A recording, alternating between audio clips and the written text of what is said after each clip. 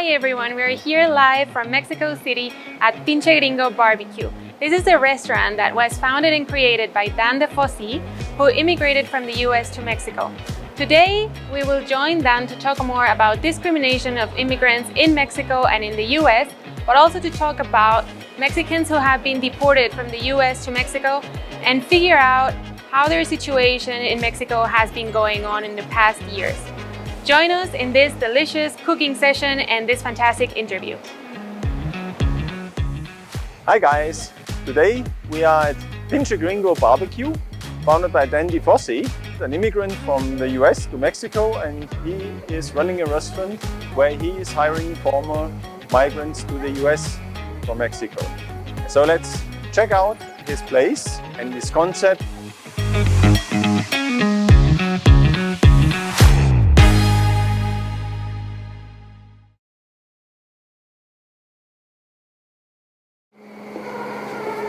Hi. Hi Dan. Dan. Pleased to meet you. I'm Siggy. Siggy, nice to meet you. This is a great place you have here. Thank you very much. Thanks so much for having us today. Yeah, absolutely. We're really curious about how you, as a migrant from the US to Mexico, founded this place and what the concept, the idea behind it is. Well, let's take a walk. It's funny for you calling me a migrant because, you you come to another country and you have money, you're not called a migrant, you're called an expat. I know. And it's a double standard, I guess, on how people view me. This is one of the first times someone's ever called me a migrant. Really? Yeah. Okay, I'm sorry, but no, it's fine. I mean, I don't get offended by it. I'm that sort of weird. migrant too. Yeah, exactly. It's weird that there's a double standard, right? It is. But on the other hand, you know a bit how it is to be somewhat of a stranger in a different environment, and so I guess you have a better feeling for people who have made that experience as migrants in the US and then come back. So maybe tell us a little bit about that. Well, I always talk about this, that I'm very blessed, very lucky that coming to Mexico, I've never felt any racism. Mm-hmm. Very few times has someone said something negatively toward me. And I have a restaurant called Pinche Gringo, you can imagine.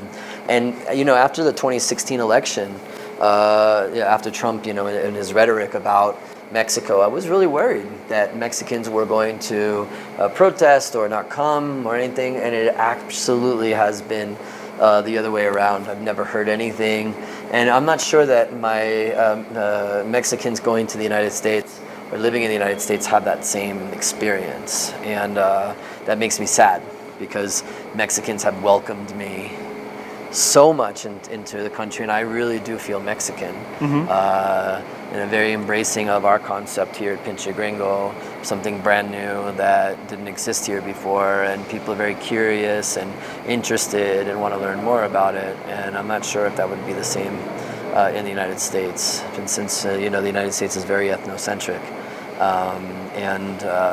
so I've been very lucky being here.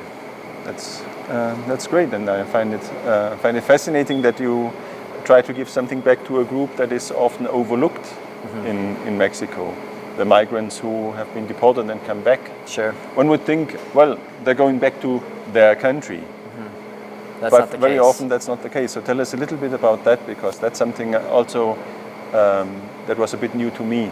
Yeah, sure.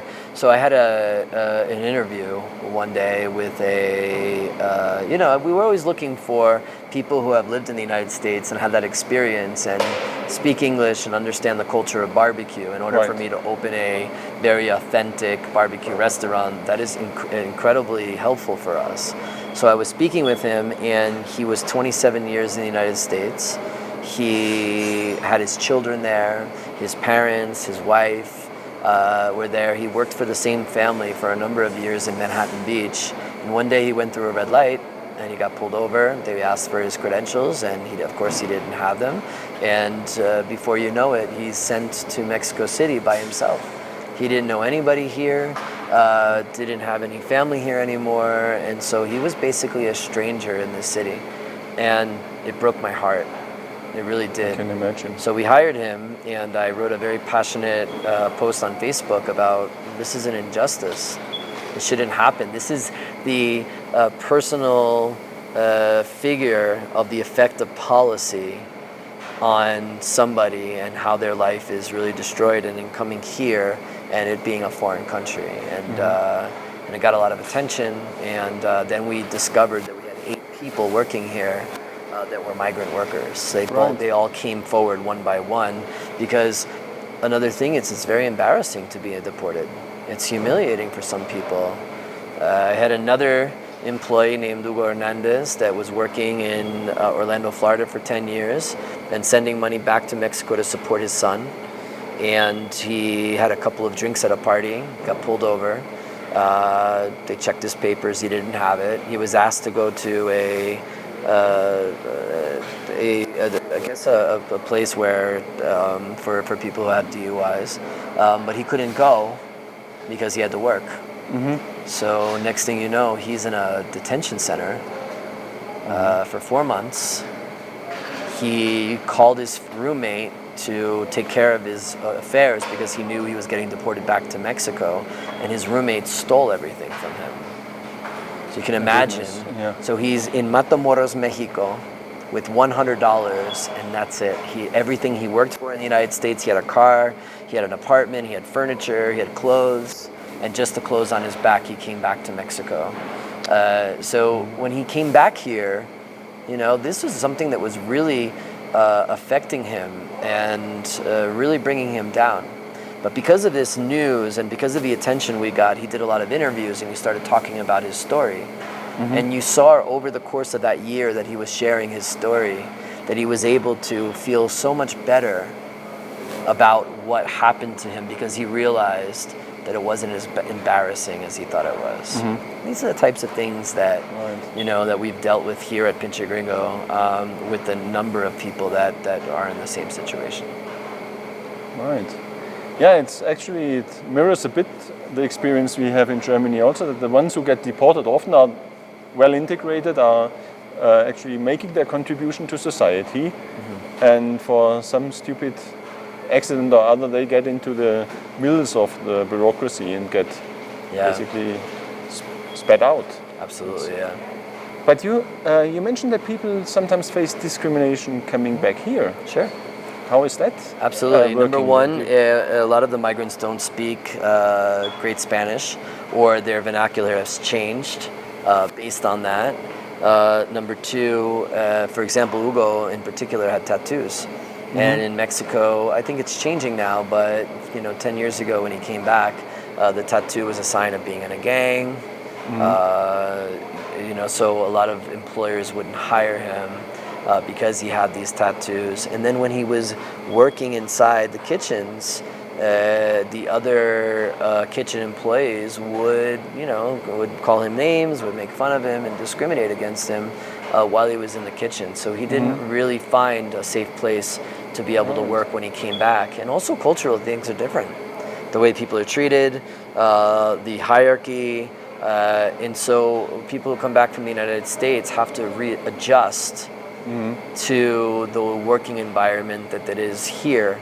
And I think for a lot of people that causes a lot of consternation and a lot of stress. So maybe tell us a little bit about your the concept of the restaurant. Yeah. Before we, since we're here. I lived in Mexico for 3 years before I really didn't understand why there was no barbecue here. We're close to Texas. Mexican culture is very meat-based, meat-heavy, and I thought that was room. As I lived in Mexico, I was given this opportunity to learn authentically of Mexican culture, the difference between mole in Puebla and Oaxaca, the types of holidays we have, the types of food. So much about that has enriched my life. So I thought there could be a great opportunity for me to give back and to present my culture authentically to Mexico and to Mexican citizens here in Mexico City. So this restaurant is completely authentically American. There's no tropicalization. I don't have chiles toreados. I do not have tortillas. I do not have agua de horchata or Jamaica. It is exactly what you would find in the United States. And I didn't apologize for that because I really wanted to authentically give and offer my culture that you know we don't have. Now, of course, American culture globally, especially in Mexico, is so saturated in mass media, in video, and in radio, TV. We're always getting that, but people aren't able to touch it and to experience it and feel it unless they go to the United States. Right. And there's a lot of Mexicans that have never had that opportunity before. So we present our 4th of July. We have a very, very important 4th of July celebration where we celebrated it exactly like I celebrated it in the United States. We do a Super Bowl party, we do a beautiful Thanksgiving dinner, because why only Americans can give thanks to their family and friends in November and eat a lot of turkey. Yeah. It's not a religious holiday, it's not a historical holiday. I mean, kind of is, but it's not really.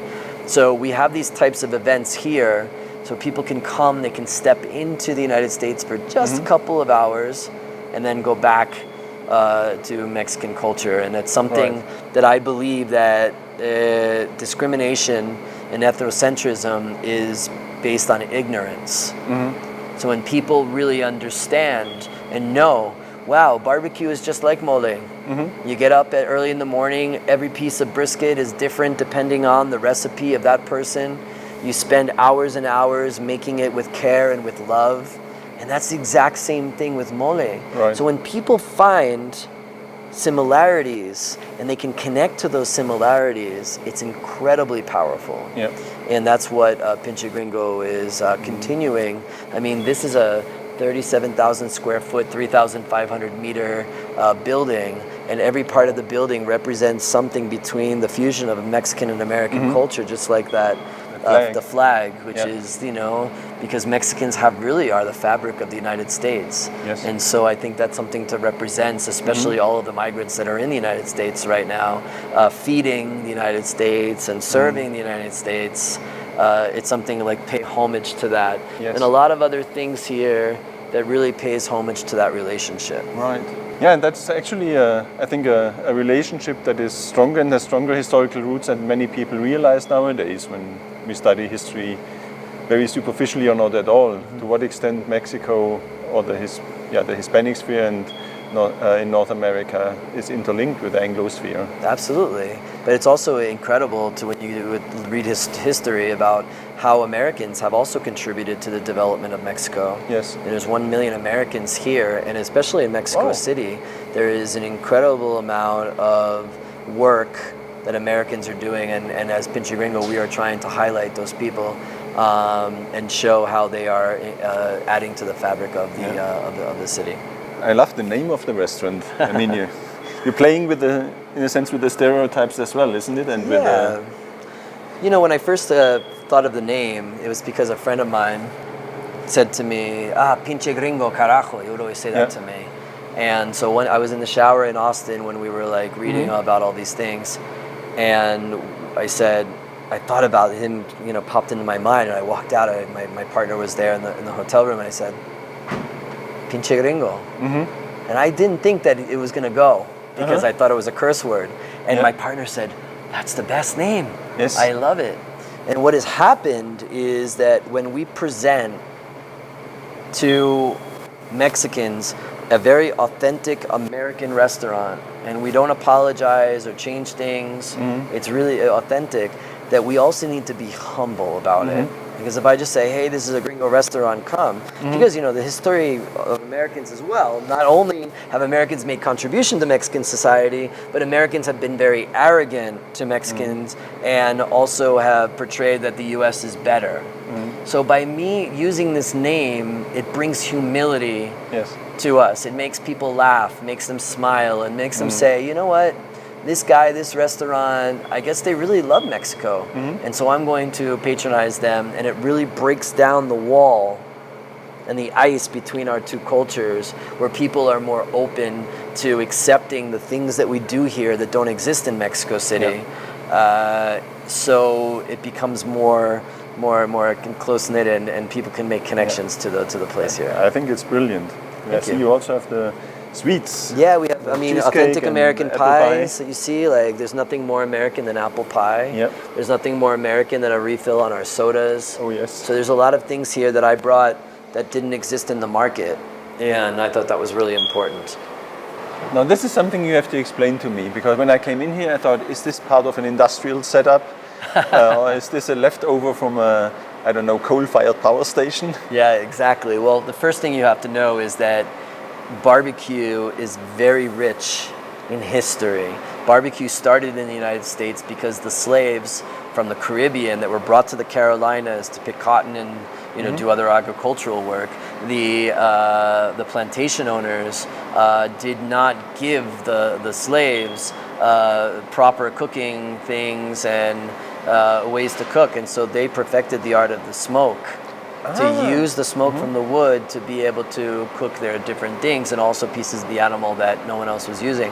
And so in that first iteration, pulled pork, a lot of pork, because in the Caribbean there was the pork existed.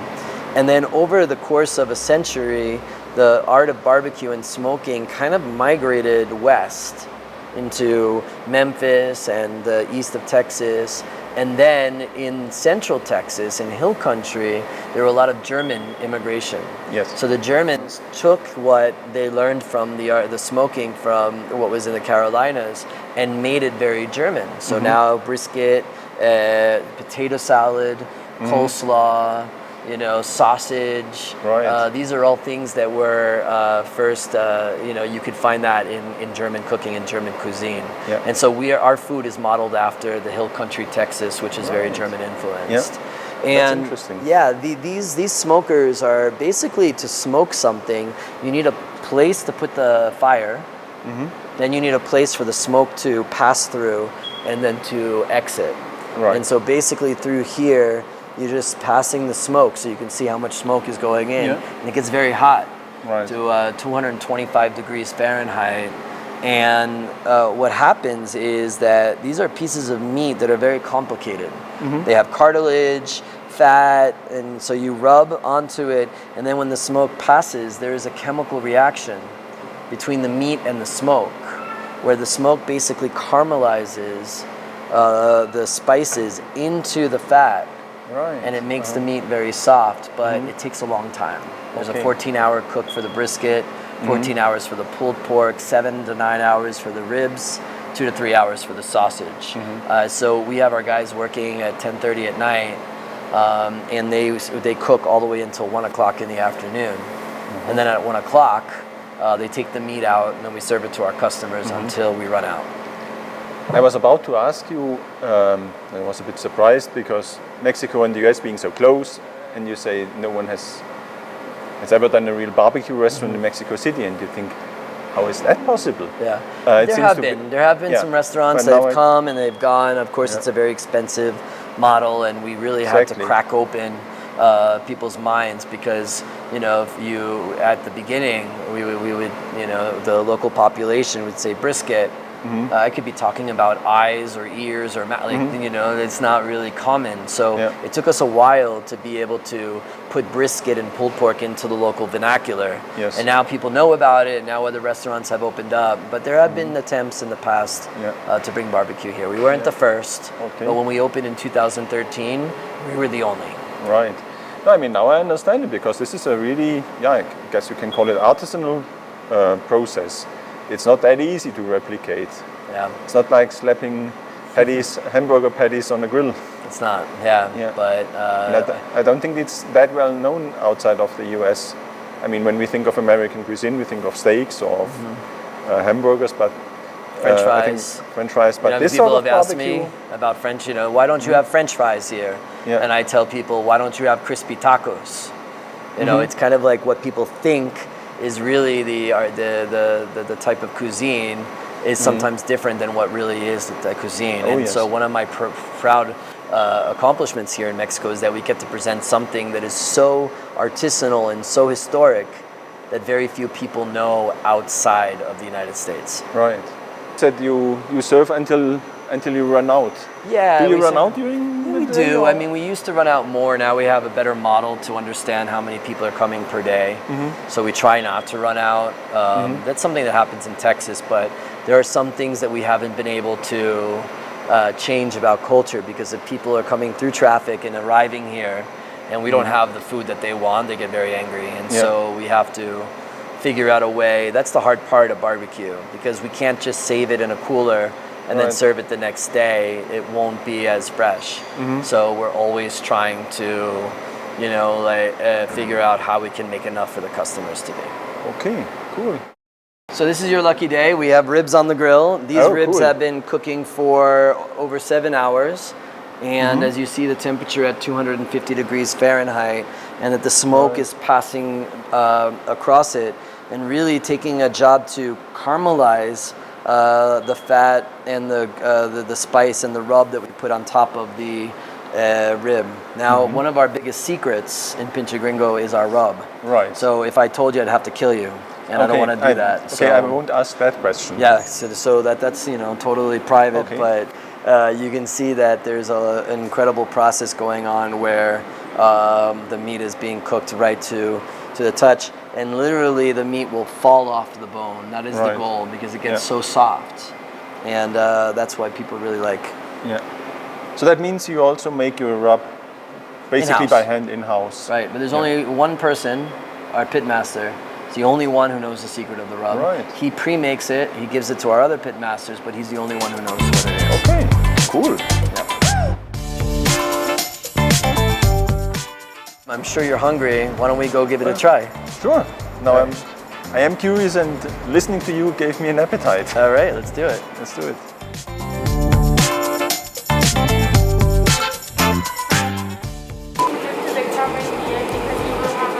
Now I have to try the You're ribs. gonna have some outtakes or some barbecue all over our faces. We can throw ribs at each other. We have a food fight. One thing that you mentioned already, and I would like to go a bit more into it, is the discrimination migrants face when they come back. Yeah. Maybe you could elaborate a little bit where that comes from. I mean, we both live outside of our own country, and when you go back, you realize you've become a bit distant from the cultures, simply because you've seen more of a broader horizon. Is that what is at work? And that people who never left Mexico feel somehow envy, or what do you think? Well, I think that discrimination comes with ignorance, and it also comes with misinformation and misunderstanding. And so when the migrants come back to Mexico, and I'm saying back because many had been left when they were 1 year old or 3 years old, and so don't really know too much about Mexican culture. So this is a foreign land to them, even though they are Mexican. And when they come back, I think that people who have never left Mexico, there's a clash there, a misunderstanding of the different cultures and who's who. And so I think that's what happens inside the workplace, that the accent is different, people are talking differently, and I think people don't really understand why, because hey, you're Mexican, why don't you speak better Spanish? Why don't you think like us? And there's a little bit of envy and jealousy, and a lot of the migrants are feeling very uncomfortable from that. Yeah. Do they also feel like people look down on them because they basically got deported? Is that I think there's a little bit of both, because I think there's also an embarrassment that, especially if they were deported. Why were you deported? Did you do something bad? And usually it was something, maybe they broke the law or got into the wrong place at the wrong time. So there's a lot of PTSD that I think migrants feel when they come back to Mexico and start trying to live life here, because things are very different. And I felt that on the other side. Right. I, for 11 years, have been here, and I'm always still learning about how to operate and cultural norms, cultural differences, and just really trying to understand everything a bit better. But here's the food. Are you hungry? Of course. Let me explain. Yep. All of this food is basically cultural diffusion. This is diversity, because as I was explaining it to you before, the brisket is very German, the sausage, we have the potato salad and coleslaw also there, mac and cheese, of course, a great American tradition, and delicious beans with some meat in it.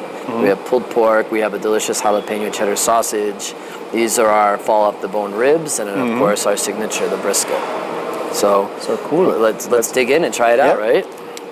Buen provecho. Yeah, you can just, sometimes because of COVID times we're, using utensils, but there's a saying in Texas, why have a fork when you have a fork attached to your hand? So you can just grab it and rip it off, and you know, and try it out. Let's see how it tastes.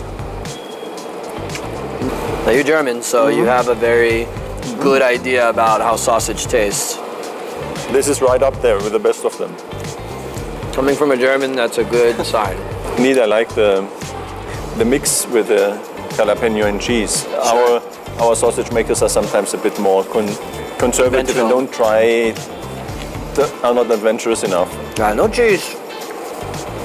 I'm mad at you. Yeah. I understand. So then, thank you very much for inviting us here today. This has been a tremendous experience. Of course, I'm sure to come back on my own. Okay, I hope so. For the food, but I really want to also express my admiration for what you're doing here, for contributing both to the culinary richness available in Mexico City, but also to giving people a chance, an environment to maybe reintegrate and find their place in society and contribute. Of course. I think you're looking after people who really need it, and that's a great thing. Thank you. So well, thank you I so don't much. think they're mutually exclusive. You can be a good business person, make some money, and also do good for society. And I think that's also good business. I wish more business owners would do the same. We could have a better world. Indeed, we could. Thank you so much for Thank you. giving us all a good example. Of course. Thanks.